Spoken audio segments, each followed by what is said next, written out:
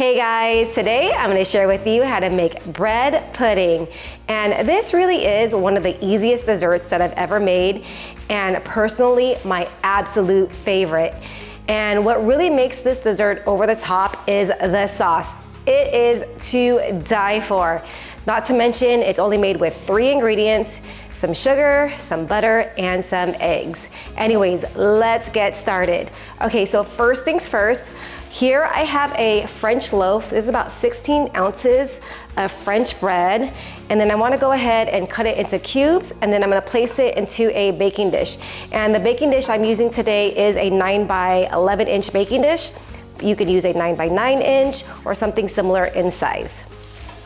So I'm gonna go ahead and cut it into cubes.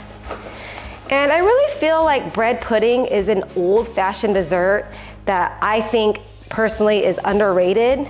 I don't hear many people talking about bread pudding, but it's just so delicious.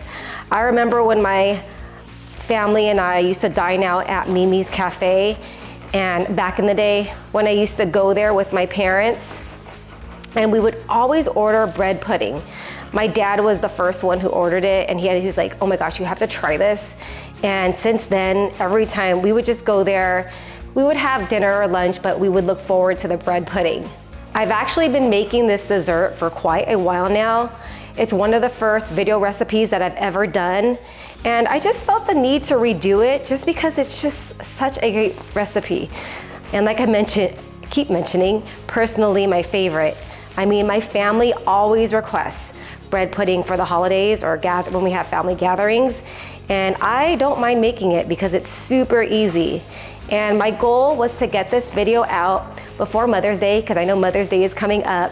And if you want to make this for your mom, your grandma, your aunt, any mother figure in your life, I promise they're gonna love it.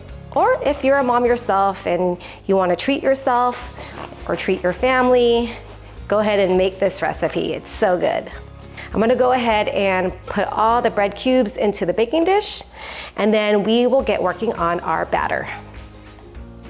Okay, I'm gonna sneak a nibble. Okay, so for the batter, we are going to need 4 eggs. So I'm going to go ahead and crack 4 eggs onto the bowl here. And then we're gonna need 4 eggs for the batter, and we're gonna need 4 eggs for the sauce. So we are going to be using a lot of eggs today. And then I'm gonna go ahead and beat the eggs really quickly. Just making sure there's no shell. Okay, we're good, no shells in there. Just put my whisk right here. And then to the eggs, I'm going to add 4 tablespoons of melted butter. I always use a salted butter. Go ahead and whisk that in. And then next I'm going to add 1/3 cup of sugar. The bread pudding itself it's not that sweet. What makes it sweet is the sauce. So like I mentioned, it's really all about the sauce. But it's, yeah, the combination with the bread pudding and the sauce, it's just, I can't even explain it, it's so good.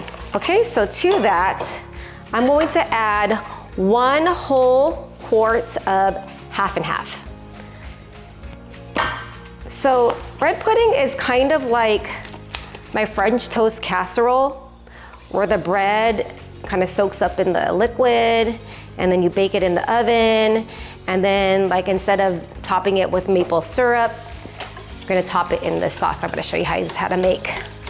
Just wanna make sure it is all nice and well combined. All right, we are ready to pour this over the bread.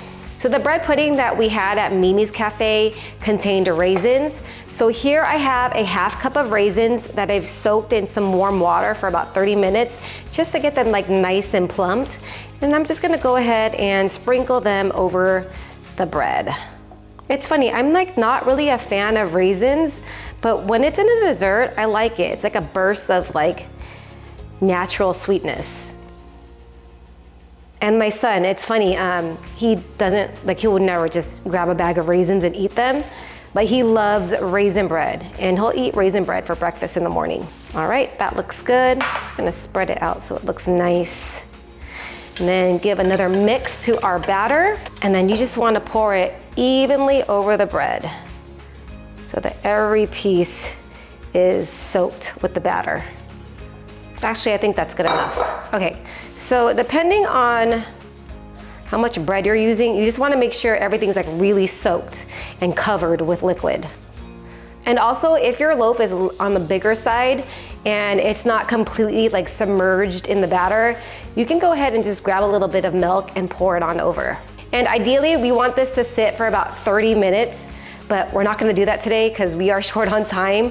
So normally you want to let it sit for 30 minutes. If not, I mean, it's not a big deal. And then also, you could also prep this the night before. I've done that before, where I just made the batter and poured it over and then let it sit in the fridge. Next day, popped it in the oven. And it really is a big time saver if you're busy the next day. But anyways, let's go ahead and get this in the oven. Okay, so I have my oven preheated to about 350 degrees. And then go ahead and I'm trying to do this with one hand, sorry.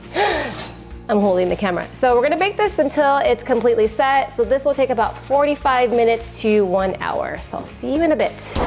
Okay, so the bread pudding is almost done baking. So now it's time to get started on our sauce. So we are going to need 2 sticks of butter, which is about a cup, 4 eggs. Like I mentioned, there's a lot of eggs in this recipe, and 2 cups of sugar. And it's basically the same ingredients that went into the bread pudding. And that's why I really, really love this recipe, because it's like very, very minimal ingredients and it's so delicious. Okay, so let's go get started on the sauce. Meet me over at the stove. Okay, so for the sauce, I have a small pan here that I'm heating over medium-low heat. And I'm going to add the 2 sticks of butter.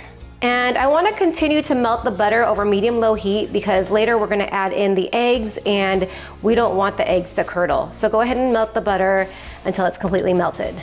Okay, so the butter has just about completely melted. I'm going to add in the sugar. And for those who think this is way too much butter and sugar, this is a sauce. So you can control how much sauce you want to put onto your bread pudding. But think syrup, you know, syrup is sweet. I'm gonna go ahead and turn off the heat. Okay, so off the heat, I'm going to add in the 4 eggs that I beaten. And this may be weird, adding eggs to a sauce, but I researched what they put into Mimi's Cafe's syrup, and it was the eggs. And that's what made it like so good, I think. It's about like the texture. The eggs give it the sauce some texture. So go ahead and whisk that right in. And this is gonna be kind of the tricky part. Now that the butter and the eggs and the sugar is all nice and combined, oops, I don't wanna make a mess here. Let me wipe that. I'm gonna turn the heat back on to medium-low. And you basically wanna cook the sauce without scrambling the eggs. So you're gonna continue to cook this while whisking occasionally until the sauce is pretty much warmed through. So this will take approximately about 8 minutes over medium-low heat. So it's like you're cooking the eggs, but not really like scrambling them, you know? It really just makes the sauce nice, thick, and delicious, and it really is the key ingredient here, you guys. Okay, mine took roughly about 10 minutes. You wanna make sure to whisk constantly. See how it's nice and like thick. Also, if you're using more of a wider, shorter saucepan, usually that'll take a shorter amount of time. Mine is a little bit taller and it's not as wide, so that's another factor. So it can take anywhere from about 8 to 10 minutes to get thickened, and then when you touch it, it should be warmed through.